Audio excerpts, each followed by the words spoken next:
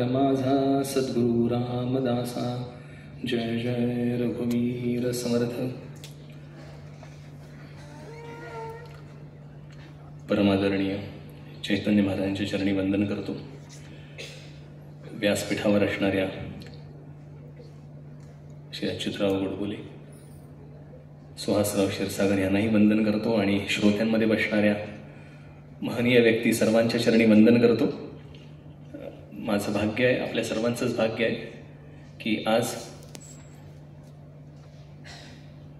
डोंगरे महाराजांनी ज्या प्रवचनं केलेली होती, जे काही लिखाण केलेलं होतं, त्यातनं जे पुस्तक साकारलेलं आहे, त्या पुस्तकाचं अनुवादित स्वरूप आपल्या हातात मिळतं आहे.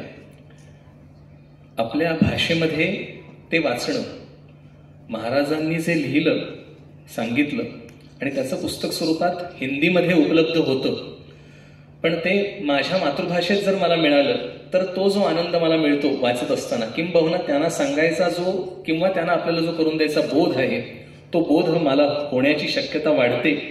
आणि आज ती उपलब्धी ग्रंथराज दासबोध अध्ययन श्री सुहास क्षीरसागर आणि त्यांच्या सगळ्या टीमने एकत्रित स्वरूप आणून आपल्या समोर ठेवताय, ही खूप भाग्याची गोष्ट आहे. श्री समर्थ सेवा मंडळ सज्जनगड नानाविध प्रकारची पुस्तकं अध्यात्माला धरून प्रकाशित करत असतं. हे पुस्तक विशेषतः ग्रंथराज दासबोध अध्ययनाने पुढे येऊन साकार स्वरूपात आणलं.